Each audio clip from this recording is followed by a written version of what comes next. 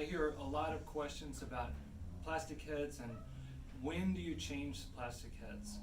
Well, it's very similar on timpani that it is with string players and their string instruments and even the piano. So when the pitch starts to get a little bit wide on certain notes, then you can start to consider about changing the timpani head. So for instance, on this instrument, I've tuned a C,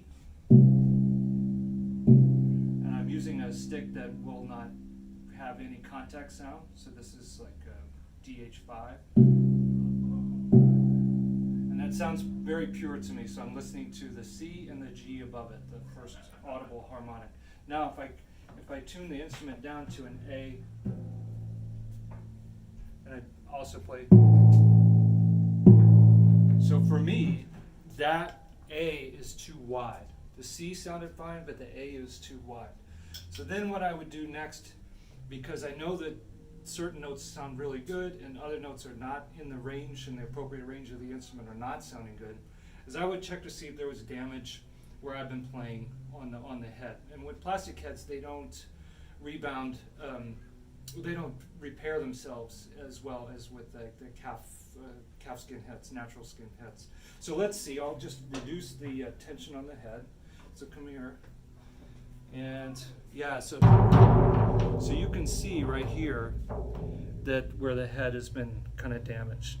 So this is good, helpful information for timpani players, percussionists, band directors, that when the notes become too vague in the range of the instrument, it's probably time to change the head. This is for synthetic heads.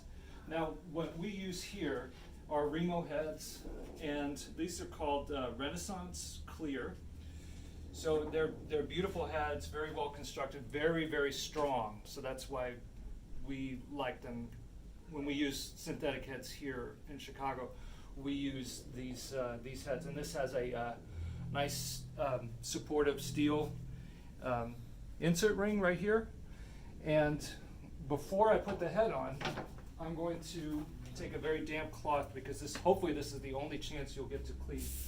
So we'll see. And I'm going to change 2 heads today.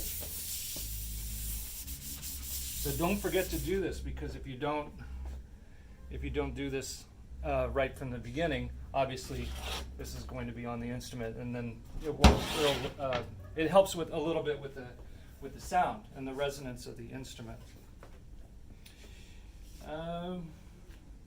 Yeah, I think that's about it. Actually, I'm going to show you one more instrument here where I have this. This is a smaller instrument, and I tuned it to an E, so you can hear something's vibrating. Oh yeah. So that sounds really good to me. And then I'll tune this instrument to a C, which is very appropriate for its range. And that's just not acceptable. So that you hear the E, the high tessitura, sounds really good. And then when I need other pitches in the range of the instrument where I need them, it's the pitch is too wide.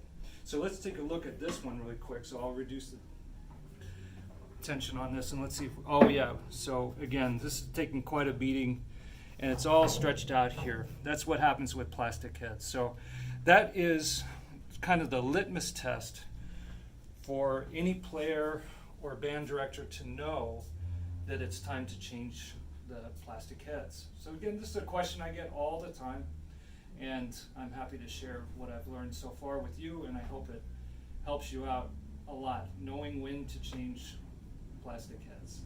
Thank you.